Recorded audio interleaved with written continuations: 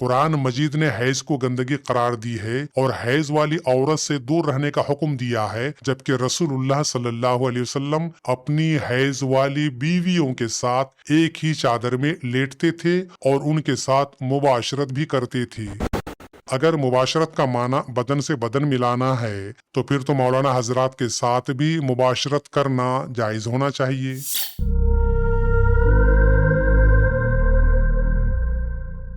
Inside اسلام میں آپ کا خیر مقدم سواگتم اور ویلکم ہے۔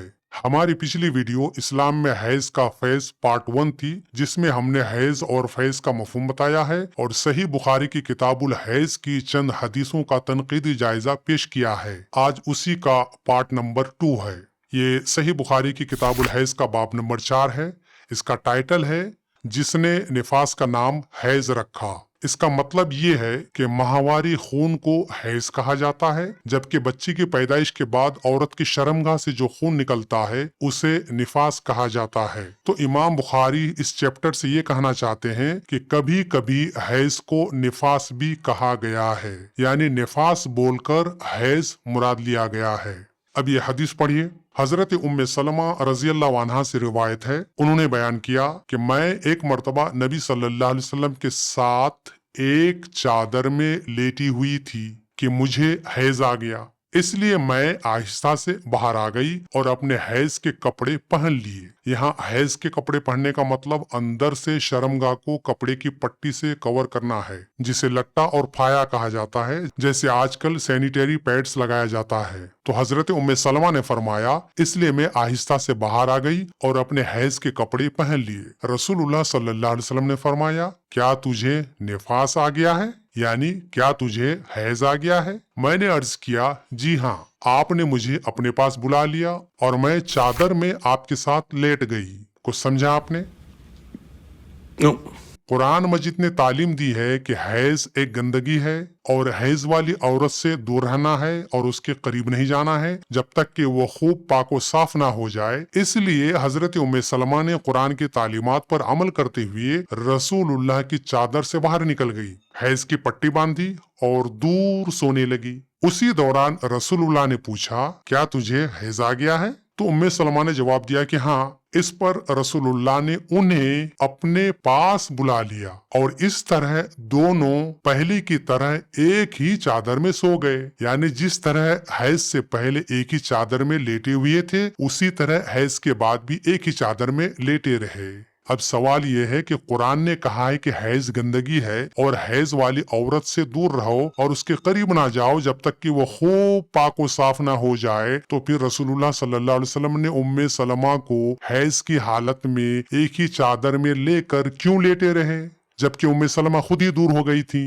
اس کا دو ہی مطلب ہے، ایک، یا تو رسول اللہ نے قرآن کی ان تعلیمات کی خلاف ورزی کی ہے، دو، یا پھر حائضہ عورت سے دور رہنے اور اس کے قریب نہ جانے کا مطلب ہے حائضہ عورت کو پاس بلا کر ایک ہی چادر کے اندر اس کے ساتھ لپٹ کر سونا۔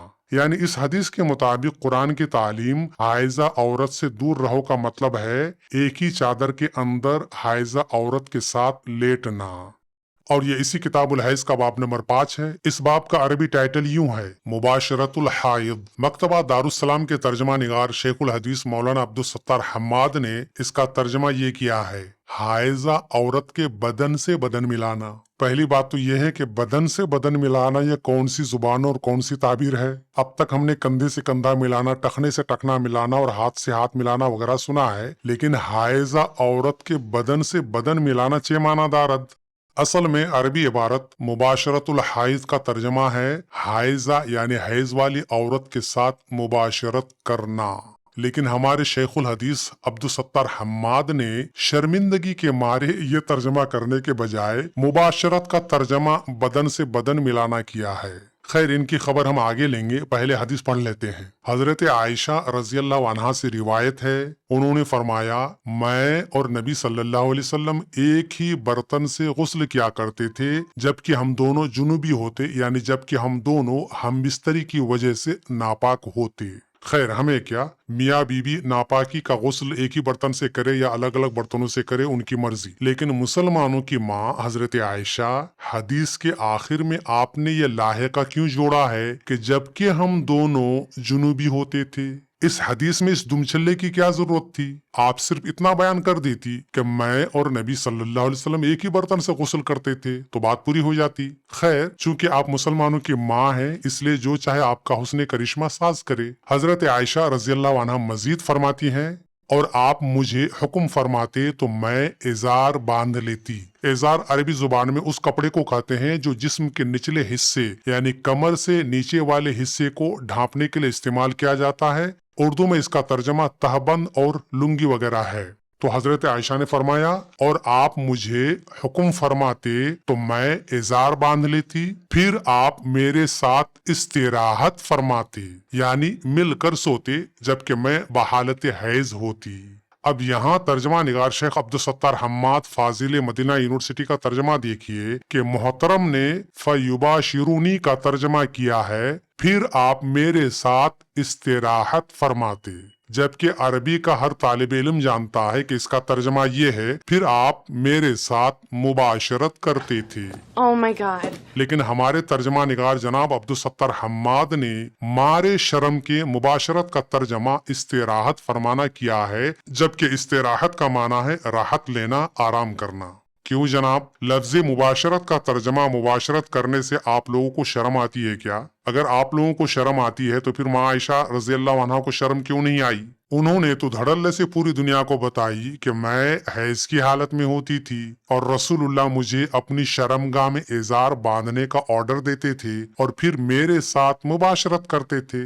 खैर, शेखुल हदीस अब्दुल सत्तार हम्माद साहब की मजीद इल्मी चोरी पकड़नी हो तो बुखारी के इसी चैप्टर का ये उर्दू तर्जमा देखिए, जिसे मौलाना मोहम्मद दाऊद राज मरहूम ने किया है। बाब इस बारे में कि हाइजा के साथ मुबाशरत करना यानी जिमा के अलावा उसके साथ लेटना बैठना जायज है। जिमा यानी सेक्सुअल इंटरकोर्स के अलावा उसके साथ लेटना बैठना जायज है। मौलाना मोहम्मद दाऊद राज ने भी खुलकर मुबाशरत की तशरीह नहीं की है, सिर्फ इतना बताया कि जिमा के अलावा उसके साथ लेटना बैठना जायज है।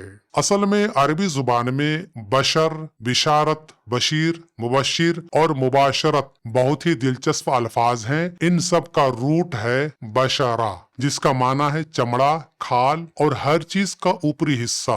अरबी में इंसान को बशर कहने की वजह यही है कि इसका बशरा यानी ऊपरी खाल दीगर हैवानात मसलन भेड़ बकरी वगैरह के बरक्स बालों के नीचे छुपा हुआ नहीं होता है, बल्कि दिखता है, और इसी से बाबे मुफाअलत के वजन पर मुबाशरत है। और इस तरह मुबाशरत का लुग़वी माना है दो खालों का आपस में मिलना या दो जिस्मों का आपस में मिलना। चूंकि जिमा और हमबिस्तरी में दो इंसानों के जिस्मों की खाल और चमड़े आपस में मिलते और टच होते हैं, इसलिए जिमा और हमबिस्तरी को मुबाशरत कहा जाता है। लिहाजा अरबी जुबान की लुगत के मुताबिक मुबाशरत के लिए बगैर किसी हाइल और पर्दे के दो जिस्मों की खाल का आपस में मिलना जरूरी है। मतलब यह है कि मुबाशरत के लिए सिर्फ ताल से ताल मिलाना जरूरी नहीं है, बल्कि उसके साथ खाल से खाल मिलाना भी जरूरी है। यकीन न आए तो अरबी जुबान की मशहूर लुगत अल-मुअजम अल-वसीत में लफ्ज मुबाशरत की ये तशरीह देखिए। बाशरा ज़ौजहू मुबाशरतन व बिशारतन, जिमा करना। कुरान मजीद में है ला तुबाशिरुहुन्ना व अंतुम आकिफूना फिल मसाजिद। ठीक, यानी अगर कोई ये कहे कि फुला ने अपनी बीवी के साथ मुबाशरत किया तो इसका माना है जिमा करना। कुरान मजीद में है ला तुबाशिरुहुन्ना व अंतुम आकिफूना फिल मसाजिद, यानी तुम अपनी बीवियों के साथ उस वक्त जिमा मत करो जबकि तुम मस्जिदों में एतिकाफ की हालत में हो। अब इस हदीस का तर्जमा मौलाना मोहम्मद दाऊद राज से सुनिए। हजरत आयशा रज़ियल्लाहु अन्हा ने फरमाया, मैं और नबी करीम सल्लल्लाहु अलैहि वसल्लम एक ही बर्तन में गुस्ल करते थे, हालांकि दोनों जुनूबी होते थे, और आप मुझे हुक्म फरमाते बस मैं इजार बांध लेती, फिर आप मेरे साथ मुबाशरत करते, उस वक्त मैं हाइजा होती। फाजिल मदीना यूनिवर्सिटी शेखुल हदीस जनाब अब्दुल सत्तार हम्माद साहब, देखा आपने जिस लफ्ज मुबाशरत का तर्जमा मुबाशरत करते हुए आपको शर्म आई और आप उससे भागने के लिए अपना बहुत पसीना बहाया, मौलाना मोहम्मद दाऊद राज मरहूम ने आपकी सारी मेहनतों पर पानी फेर दिया। आगे मौलाना दाऊद राज का ही तर्जमा पेश खिदमत है। حضرت عائشہ نے فرمایا اور آپ اپنا سر مبارک میری طرف کر دیتے، اس وقت آپ اعتکاف میں بیٹھے ہوئے ہوتے اور میں حیض کی حالت میں ہونے کے باوجود آپ کا سر مبارک دھو دیتی۔ ماشاء اللہ، سرور کائنات آقائے دو جہاں حضرت محمد صلی اللہ علیہ وسلم کی کیا نصیب ہے کہ اعتکاف کی حالت میں ان کا سر مبارک دھونے کے لیے دنیا کی کوئی پاک عورت نہیں ملی سوائے حائضہ حضرت عائشہ رضی اللہ عنہا کے۔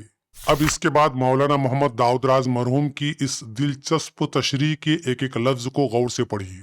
تشریح: بعض منکرین حدیث نے اس حدیث پر بھی استہزاء کرتے ہوئے اسے قرآن کے خلاف بتلایا ہے۔ ان کے خیال ناپاک میں مباشرت کا لفظ جماع ہی پر بولا جاتا ہے، حالانکہ ایسا ہرگز نہیں ہے۔ مباشرت کے معنی بدن سے بدن لگانا اور بوس و کنار مراد ہے۔ اور اسلام میں بالاتفاق حائضہ عورت کے ساتھ صرف جماع حرام ہے۔ یہاں اس پر دھیان دیجئے، انہوں نے کیا لکھا؟ اور اسلام میں بالاتفاق، یعنی اسلام میں سب کا اس پر اتفاق ہے کہ حائضہ عورت کے ساتھ صرف جماع حرام ہے، صرف سیکچول انٹرکورس حرام ہے، ہم بستری حرام ہے، صرف جماع حرام ہے، ٹھیک ہے؟ اس کے ساتھ لیٹنا، بیٹھنا، بوس و کنار بشرائط معلومہ منع نہیں ہے۔ سمجھا؟ اسلام میں اس پر سب کا اتفاق ہے کہ حائضہ عورت کے ساتھ صرف جماع حرام ہے، اس کے علاوہ حرام نہیں ہے۔ منکرین حدیث اپنے خیالات فاسدہ کے لیے محض حفوات باطلہ سے کام لیتے ہیں۔ ماشاءاللہ، کیا تعبیر ہے۔ آگے لکھا ہے، ہاں یہ ضروری ہے کہ جس کو اپنی شہوت پر قابو نہ ہو اسے مباشرت سے بھی بچنا چاہیے۔ سنا آپ نے، مولانا محمد داؤد راز نے خود ہی تشریح کر دی کہ اسلام میں حائضہ عورت کے ساتھ صرف جماع حرام ہے، جماع کے علاوہ سب کچھ جائز ہے، بس جماع نہیں کرنا ہے۔ اسی لیے رسول اللہ صلی اللہ علیہ وسلم اپنی حائضہ بیوی کی گود میں سر رکھ کر قرآن کی تلاوت کرتے تھے اور حائضہ بیوی کو حکم دیتے تھے کہ وہ کس کر اپنی شرمگاہ کو ازار سے باندھ لے، پھر ازار کے اوپر سے اس کے ساتھ مباشرت کرتے تھے، یعنی صرف بوس و کنار کرتے تھے اور جسم سے جسم اور کھال سے کھال ملاتے تھے، البتہ جماع نہیں کرتے تھے، کیونکہ اسلام میں حیض کی حالت میں بیوی کے ساتھ جماع کرنا حرام ہے۔ اچھا، مولانا داؤد راز کی یہ تشریح ان کی خود کی تشریح نہیں ہے، بلکہ خود رسول اللہ صلی اللہ علیہ وسلم نے ایسا بیان فرمایا ہے۔ چنانچہ امام مسلم نے کتاب الحیض کے باب حائضہ عورت اپنے خاوند کا سر دھو سکتی ہے، اس کے سر میں کنگھی کر سکتی ہے، اس کی گود میں تکیہ لگا کر بیٹھنا اور قرآن پڑھنا درست ہے کے تحت یہ حدیث روایت کی ہے کہ صحابہ نے رسول اللہ صلی اللہ علیہ وسلم سے حیض کے بارے میں پوچھا تو رسول اللہ نے جواب دیا، اصنعوا کل شیء الا النکاح، یعنی حائضہ عورت کے ساتھ سب کچھ کرو سوائے نکاح کے۔ یہاں نکاح جماع کے معنی میں ہے، نکاح یعنی جماع۔ حدیث کے الفاظ پر دھیان دیجئے، اصنعوا کل شیء الا النکاح، جماع کے علاوہ ہر چیز کرو، جماع یعنی ہم بستری سیکچول انٹرکورس، جماع کے علاوہ ہر چیز کرو، جماع کے علاوہ جو مرضی ہو وہ سب کچھ کرو۔ ماشاءاللہ۔ خیر، مولانا محمد داؤد راز سے اسی بات کی اگلی حدیث کا ترجمہ سنتے ہیں۔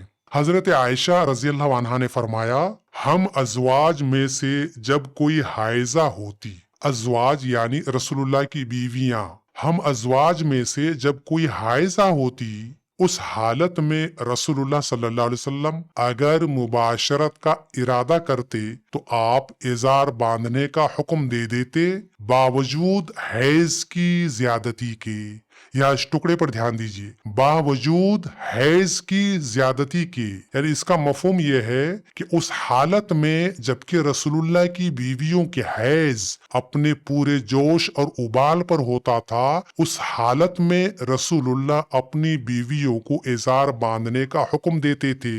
سمجھا جناب؟ آگے لکھتے ہیں، پھر بدن سے بدن ملاتے۔ سنا آپ نے؟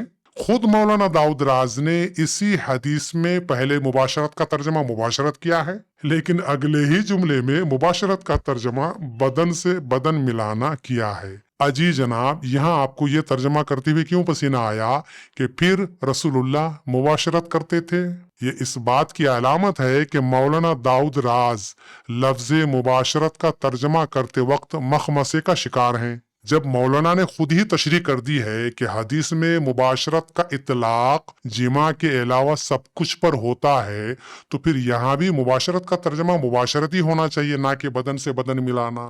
اگر اس حدیث کا ترجمہ یوں کیا جائے کہ ہم میں سے جب کوئی حائضہ ہوتی اور اس حالت میں رسول اللہ اگر مباشرت کا ارادہ کرتے تو آپ ازار باندھنے کا حکم دیتے، پھر آپ صلی اللہ علیہ وسلم مباشرت کرتے، تو یہ ترجمہ زیادہ آسان اور سب کے لیے قابل فہم ہوتا۔ لیکن لگتا ہے کہ ان حدیثوں کے سامنے مولانا حضرات بھی چکرا گئے ہیں کہ کہاں تک پیغمبر اسلام کا دفاع کیا جائے۔ آخر دفاع کی بھی کوئی حد ہوتی ہے نا۔ اب یہ بیچارے مولانا حضرات ویسے تو ان کی ساری زندگی حدیثوں کی تعویل اور ہیر پھیر کرنے میں گزرتی ہے، لیکن آخر یہ بھی تو انسان ہے نا، اور انسانی عقل کی ایک حد ہوتی ہے۔ پھر حدیثوں میں ہیرا پھیری کی چوری پکڑے جانے کا بھی ڈر لگا رہتا ہے، جیسا کہ میں یہاں دکھا رہا ہوں۔ اس لیے اگر کوئی ان حدیثوں میں ہیرا پھیری کرے بھی تو کہاں تک کرے، کیونکہ ایک ہی حدیث کے پہلے جملے میں ہیرا پھیری سے فارغ ہوئے نہیں کہ اگلے ہی جملے میں پھر وہی لفظ پہلے سے زیادہ بھیانک شکل اور معنی لے کر نمودار ہو جاتا ہے۔ خیر، جو لوگ بھی مباشرت کا ترجمہ بدن سے بدن ملانا کرتے ہیں، ان سے میرا یہ چھوٹا سا سوال ہے کہ عیدین کی نمازوں میں اور عام ملاقات کے وقت مصافحہ کرنا یعنی ہاتھ سے ہاتھ ملانا اور معانقہ کرنا یعنی گلے سے گلے ملانا اسلامی روایت ہے، اور عام مسلمانوں کے ساتھ ساتھ مولانا حضرات بھی مصافحہ اور معانقہ کرتے ہیں، تو پھر اسے بھی مباشرت کہنا چاہیے۔ اب اگر کوئی مسلمان شیخ الحدیث عبدالستار حماد یا مولانا محمد داؤد راز وغیرہ سے یہ کہے کہ مولانا یہاں تشریف لائیے، ہم آپ سے مباشرت کرنا چاہتے ہیں یعنی بدن سے بدن ملانا چاہتے ہیں یعنی مصافحہ یا معانقہ کرنا چاہتے ہیں، تو انہیں برا نہیں لگنا چاہیے۔ اسی طرح جمعہ کی نمازوں کے بعد سارے نمازی حضرات مسجدوں کے اندر سب کے سامنے مسجدوں کے اماموں اور خطیبوں کے ساتھ مباشرت کر سکتے ہیں یعنی بدن سے بدن ملا سکتے ہیں۔ خیر، آگے اسی حدیث کے آخر میں ہے، آپ نے کہا یعنی حضرت عائشہ نے کہا، تم میں ایسا کون ہے جو نبی کریم صلی اللہ علیہ وسلم کی طرح اپنی شہوت پر قابو رکھتا ہو؟ بتاؤ، تم میں سے ایسا کوئی ہے جو رسول اللہ کی طرح اپنی شہوت پر قابو رکھ سکتا ہے؟ تم لوگوں کا تو یہ حال ہے کہ کسی حسینہ کو دیکھا نہیں کہ منہ سے رال ٹپکنا شروع ہو جاتا ہے۔ اگر تمہاری بیویوں کو حیض آ جائے اور حیض پوری طوفانی حالت میں ہو، اور اس حالت میں اگر تم اپنی بیوی کے ازار کے اوپر سے مباشرت کرنا شروع کر دو تو تم لوگ اپنی شہوت کو کنٹرول نہیں کر پاؤ گے اور آزاد کشمیر کی سرحد سے مقبوضہ کشمیر کی سرحد میں داخل ہو جاؤ گے۔ یہاں اگر تم لوگ اپنی حائضہ بیویوں کی گود میں سر رکھ کر قرآن تلاوت کرنا شروع کر دو تو بہت امکان ہے کہ تم لوگ اپنی شہوت پر قابو نہ رکھ سکو اور تمہارا ذہن و دماغ قرآن کی تلاوت سے کھسک کر گود کے اندر چلا جائے۔ لیکن ہمارے سرتاج جناب حضرت محمد صلی اللہ علیہ وسلم کے ضبط شہوت کا کمال دیکھیے کہ میں حیض کی حالت میں ہوتی تھی اور وہ میری گود میں سر رکھ کر قرآن مجید کی تلاوت بھی کرتے تھے، اور وہ مجھے حالت حیض میں جبکہ حیض پورے جوش میں ہوتا ازار باندھنے کا حکم دیتے تھے اور میرے ساتھ مباشرت کرتے تھے، البتہ جماع نہیں کرتے تھے۔ ہاں، جماع نہیں کرتے تھے، جماع کے علاوہ باقی سب کچھ کرتے تھے۔ وہ جماع اس لیے نہیں کرتے تھے کیونکہ انہیں اپنی شہوت پر سب سے زیادہ قابو تھا۔ کیا یہ رسول اللہ کا معجزہ نہیں ہے؟ اگر یہ رسول اللہ کا معجزہ نہیں ہے تو پھر کیا ہے؟ کیا کوئی اس طرح اپنی شہوت پر قابو رکھ سکتا ہے؟ خیر، حدیث کے آخر میں مولانا داؤد راز نے لکھا ہے، یہاں بھی مباشرت سے ساتھ لیٹنا بیٹھنا مراد ہے۔ کیوں مولانا داؤد راز صاحب؟ اوپر آپ نے خود ہی لکھا ہے کہ مباشرت کا اطلاق جماع کے علاوہ بوس و کنار اور ساتھ لیٹنا بیٹھنا ہے، تو پھر یہاں مباشرت کا مطلب صرف ساتھ لیٹنا بیٹھنا کیسے ہے؟ کیا اس مراد کے لیے آپ پر وحی نازل ہوئی ہے؟ اور اب یہ اس باب کی آخری حدیث ملاحظہ کیجیے۔ عبداللہ بن شداد نے کہا، میں نے میمونہ سے سنا، میمونہ رسول اللہ کی ایک بیوی ہیں، میں نے میمونہ سے سنا، انہوں نے کہا کہ جب نبی کریم صلی اللہ علیہ وسلم اپنی بیویوں میں سے کسی سے مباشرت کرنا چاہتے اور وہ حائضہ ہوتی تو آپ کے حکم سے وہ پہلے ازار باندھ لیتی۔ अब आगे क्या हुआ है खुद ही समझ जाओ। इसके बाद मौलाना दाऊद राज ने लिखा है, इन तमाम अहादीस में हैज की हालत में मुबाशरत से औरत के साथ लेटना बैठना मुराद है। क्यों मौलाना, मुबाशरत में बोसो किनार शामिल नहीं है? आगे लिखा है, मुनकिरिन हदीस का यहाँ जिमा मुराद लेकर इन अहादीस को कुरान का मुआरिज ठहराना बिल्कुल झूठ और इफ्तिरा है। खैर, अल्लाह का शुक्र है कि मैं मुनकिर हदीस नहीं हूँ, बल्कि मैं तो हर एक हदीस के एक एक लफ्ज को अपनी आंखों और होठों से चूमना चाहता हूँ। लेकिन इस तरह की हदीसों को चूमने से डर लगता है कि कहीं हदीसों के साथ मुबाशरत ना हो जाए। खैर, अब हम फिर से दारुस्सलाम के तर्जमा निगार शेखुल हदीस अब्दुस सत्तार हम्माद फाजिल मदीना यूनिवर्सिटी का तर्जमा पेश करते हैं, ताकि मुसलमानों पर इन हजरात की मुनाफकत और इल्मी खियानत वाज़ेह हो। ये बाब नंबर 5 मुबाशरतुल हाइज यानी हाइजा औरत के बदन से बदन मिलाने का चैप्टर है। इस चैप्टर की चौथी हदीस 302 पढ़िए। हजरत आयशा रज़ियल्लाहु अन्हा से रिवायत है, उन्होंने फरमाया, हम अजवाज में से जब कोई हैज से होती और उसी हालत में रसूलुल्लाह सल्लल्लाहु अलैहि वसल्लम हमारे साथ इस्तिराहत का इरादा फरमाते। यहाँ जनाब शेखुल हदीस साहब ने मुबाशरत का तर्जमा इस्तिराहत किया है, जबकि अभी थोड़ी देर पहले गुजरा कि मौलाना दाऊद राज ने इसका तर्जमा मुबाशरत किया है और उसी हालत में रसूलुल्लाह हमारे साथ इस्तिराहत का इरादा फरमाते तो आप इजार बांधने का हुक्म देते, बावजूद के हैज जोश में होता। यहाँ लफ्ज पर ध्यान दीजिए, बावजूद के हैज जोश में होता, फिर आप उसके साथ इस्तिराहत फरमाते। सुना आपने। सुम्मा युबाशिरुहु का तर्जमा शेखुल हदीस साहब ने इस्तिराहत किया, जबकि इसका तर्जमा है फिर उसके साथ मुबाशरत करती। हजरत आयशा रज़ियल्लाहु अन्हा ने फरमाया, तुम में से ऐसा कौन है जो नबी सल्लल्लाहु अलैहि वसल्लम की तरह अपनी ख्वाहिश पर कंट्रोल करने वाला हो। और ये अगली हदीस देखिए, हजरत मैमुना रज़ियल्लाहु अन्हा से रिवायत है, उन्होंने फरमाया, रसूलुल्लाह सल्लल्लाहु अलैहि वसल्लम अपनी अज़वाज में से किसी के साथ इस्तिराहत फरमाना यानी मिलकर सोना चाहते। अब यहाँ मौलाना ने इस्तिराहत का माना मिलकर सोना बताया। उन्होंने फरमाया, रसूलुल्लाह सल्लल्लाहु अलैहि वसल्लम अपनी अज़वाज में से किसी के साथ इस्तिराहत फरमाना यानी मिलकर सोना चाहते और वो हायजा होती तो आपके हुक्म से वो इजार बांध लेती।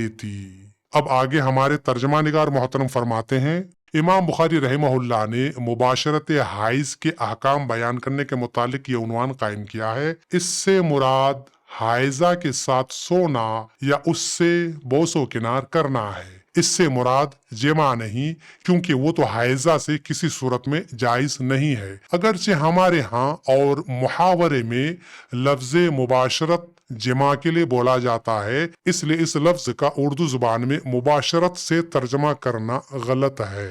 तो मेरे शेखुल हदीस मोहतरम, ये सिर्फ उर्दू जुबान की बात नहीं है कि उसमें लफ्ज मुबाशरत जमा के लिए बोला जाता है, बल्कि अरबी जुबान में और खासकर कुरान में मुबाशरत का इतलाक जमा के लिए हुआ है। अगर यहाँ मुबाशरत का माना मुबाशरत नहीं तो फिर हजरत आयशा या हजरत मैमुना वगैरह ने लफ्ज मुबाशरत क्यों इस्तेमाल किया है? क्या रसूलुल्लाह सल्लल्लाहु अलैहि वसल्लम की इन बीवियों को ये बात मालूम नहीं थी कि अगर हम यहाँ मुबाशरत का लफ्ज इस्तेमाल करेंगे तो मुसलमानों को रसूलुल्लाह के बारे में गलत फहमी और गलत तालीम मिलेगी? क्योंकि मुसलमानों को मालूम है कि कुरान ने मुबाशरत का लफ्ज जिमा और हमबिस्तरी के लिए इस्तेमाल किया है।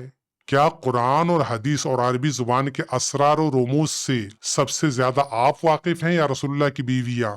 अगर यहाँ मुबाशरत का मतलब मुबाशरत नहीं है तो रसूलुल्लाह की इन बीवियों ने लफ्ज मुबाशरत इस्तेमाल क्यों की? जो मुराद था वो बयान करती। रसूलुल्लाह के बारे में जो बात तर्जमा करते हुए आप शर्म से पानी पानी हो गए और मारे शर्म के कभी मुबाशरत का माना बदन से बदन मिलाना, कभी मुबाशरत का माना बोसो किनार करना, कभी इसका माना इस्तिराहत करना, कभी मिलकर सोना और लेटना वगैरह किया। तो अगर यही सब कुछ मुराद है तो फिर रसूलुल्लाह की बीवियों को तो इन बातों की ज्यादा जानकारी थी, क्योंकि उन्हीं के साथ तो मुबाशरत हुई है। तो फिर उन्होंने मौके और मुनासबत की नजाकत का ख्याल क्यों नहीं किया और हर जगह धड़ल्ले से मुबाशरत मुबाशरत क्यों फरमाती गई?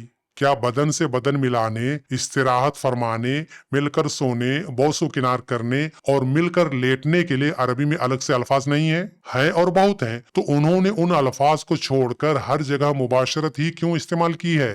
اور پھر آخر میں میرا وہی سوال کہ اگر مباشرت کا معنی بدن سے بدن ملانا اور استراحت فرمانا وغیرہ ہے، تو اگر آپ کا کوئی شاگرد یا کوئی مسلمان آپ کے ساتھ مباشرت کرنا چاہے تو آپ کو برا ماننے کے بجائے خوشی خوشی مباشرت کے لیے تیار ہو جانا چاہیے۔ مولانا صاحب، آپ لوگوں کو ہوش بھی ہے کہ آپ لوگ جس طرح الفاظ کے معنوں کے ساتھ ناجائز چھیڑ چھاڑ کرتے ہیں، اس کا کتنا خطرناک نتیجہ نکل سکتا ہے؟ اگر آپ لوگوں کی بات تسلیم کر لی جائے کہ مباشرت کا معنی بدن سے بدن ملانا ہے یا استراحت کرنا ہے، تو گویا جو مسلمان اپنے والدین کے گلے ملتے ہیں وہ اپنے والدین کے ساتھ مباشرت کرتے ہیں، یا جو والدین اپنے بچوں کے ساتھ استراحت فرماتے ہیں یعنی اپنے بچوں کے ساتھ آرام کرتے ہیں اور سوتے ہیں، وہ ان کے ساتھ مباشرت کرتے ہیں۔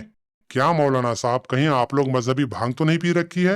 اسے الفاظ حدیث کی شرح کرنا نہیں کہتے ہیں، بلکہ اسے الفاظ حدیث کے ساتھ زنا بالجبر کرنا کہتے ہیں، جسے آپ حضرات صدیوں سے کرتے آ رہے ہیں۔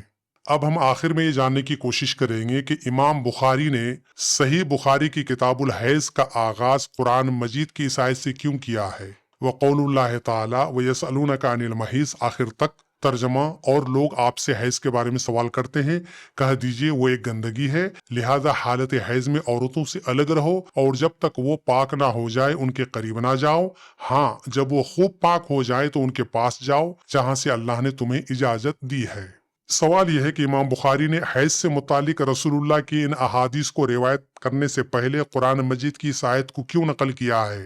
کیونکہ یہ آیت صراحت کے ساتھ مسلمانوں سے کہتی ہے کہ حیض ایک گندگی ہے، اس لیے حیض کی حالت میں عورتوں سے دور رہو اور اس وقت تک ان کے قریب نہ جاؤ جب تک کہ وہ خوب پاک و صاف نہ ہو جائے۔ جبکہ اس آیت کے بعد امام بخاری نے جن حدیثوں کو لکھا ہے ان میں یہ صراحت سے لکھا ہوا ہے کہ رسول اللہ صلی اللہ علیہ وسلم اپنی حائضہ بیویوں سے دور رہنے کے بجائے ان کو اپنے قریب رکھتے تھے، اور نہ صرف قریب رکھتے تھے بلکہ ان کے ساتھ ایک ہی چادر میں لیٹتے تھے، اور جب ان کے حیض جوش میں ہوتے تھے تو رسول اللہ انہیں ازار باندھنے کا حکم دیتے تھے، پھر ان کے ساتھ مباشرت کرتے تھے، اور حضرت عائشہ جب حیض میں ہوتی تھی تو رسول اللہ ان کی حیض والی ناپاک گود میں سر رکھ کر قرآن کی تلاوت کیا کرتے تھے۔ یعنی قرآن مجید کی اس آیت اور رسول اللہ کی ان حدیثوں کے درمیان نہ صرف کھلا تضاد اور کنٹراڈکشن ہے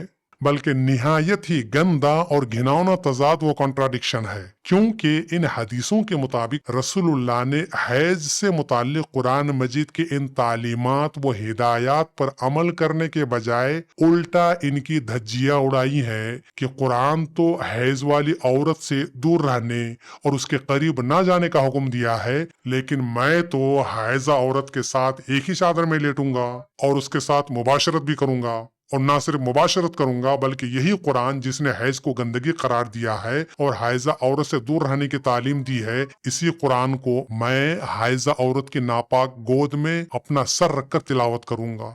تو کیا امام بخاری نے مسلمانوں کو یہ بتانے کے لیے ان حدیثوں کو لکھا ہے؟ یعنی یہ کہ مسلمانوں سنو، قرآن نے تو حیض کو گندگی قرار دے کر حائضہ عورت سے دور رہنے کی تعلیم دی ہے، لیکن تم اپنے نبی کو دیکھو کہ انہوں نے اپنی حائضہ بیویوں کے ساتھ کیا کیا اعمال انجام دیا ہے۔ اگر امام بخاری کا یہ مقصد نہیں ہے تو پھر انہوں نے ان حدیثوں سے پہلے قرآن مجید کی اس آیت کو کیوں لکھی ہے؟ آپ حضرات سے گزارش ہے کہ سنجیدگی کے ساتھ ہمارے ان سوالوں کا جواب دینے کی زحمت فرمائیں، اور اپنے جذباتی مسلمان بھائیوں سے گزارش ہے کہ ہمیں اپنی گالیوں سے نوازنے کے بجائے اپنے عالموں اور مفتیوں سے پوچھئے کہ یہ سب کیا ہے۔